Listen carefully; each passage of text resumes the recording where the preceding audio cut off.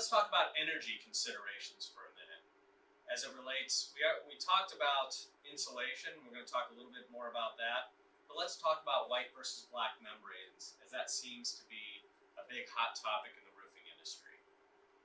If you look at the slide, you can see that a black roof, when the outside ambient temperature is 89 degrees, a black roof, the rooftop surface temperature of, say, an EPDM black roof is 173 degrees. Okay? A built-up with gravel roof is 159 degrees. So what would you think a white roof is? It's actually 121 degrees. So between a white and black roof, there's a 50-degree temperature swing from white versus black. How is that important?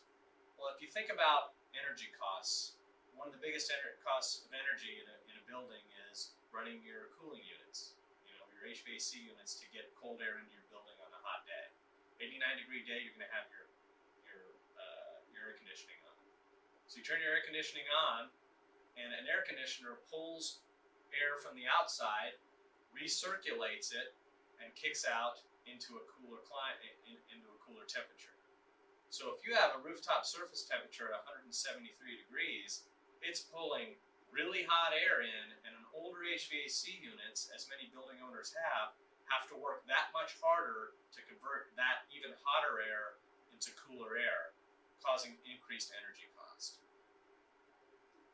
Location is as much a factor in terms of energy considerations on white versus black membranes. Really, an area like Boston, maybe black works better than white. Whereas an area like Phoenix, you know, where it's hot almost all the time, or California, where you're using your air conditioning a whole lot more than you're using your heater, makes more sense to have a white membrane versus black. The best way you can determine it is using the Department of Energy roof calculator. So if you go to DOEroofcalculator.com, you can run an analysis of white versus black in any area of the country. Other considerations are insulation for a building. And there's many variables as it relates to roof insulation, one of which being the building use.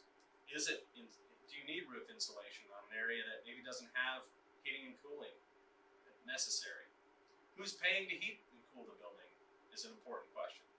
And the cost of diminishing returns. And what I mean by that is, more doesn't always mean better. If you put too much insulation up on a building, then you're paying for that extra insulation and not getting any value out of it. How can you calculate the optimal insulating value? The National Roofing Contractors has a program called RoofWise or EnergyWise that you can do that. You can also do that through Total Roof, which is another roof application that evaluates it. But if you look at different examples, you can see that you can get paybacks based on different types of insulations. So there's two energy examples that you can look at and see the savings. Whereas in other cases, you can get paybacks in less than 3 years by adding just a minor amount of insulation. So that extra insulation cost, you get payback in a quick period of time. In other cases, you may never get it back. What single thing has the biggest demand on energy? It's really the sun. For years, we've tried to harness the energy of the sun as humans to use it to our benefit. There's a couple ways you can do that from a roofing perspective, or as it relates to a roof. The first is adding prismatic daylighting. Not just skylights, but daylighting to your building. So prismatic skylights add prisms. They have thousands of prisms within the unit itself, and they reflect the light and diffuse it into your building, creating an amazing increase in light efficiency to your building, causing you, in some cases, to turn your lights off.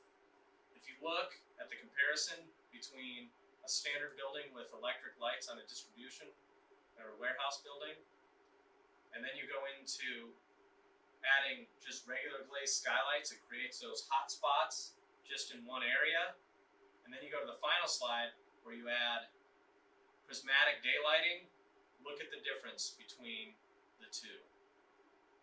You can see the entire floor, and it makes your building much more user-friendly in terms of your employees working in that kind of environment. People want to see the natural daylighting as opposed to regular lights.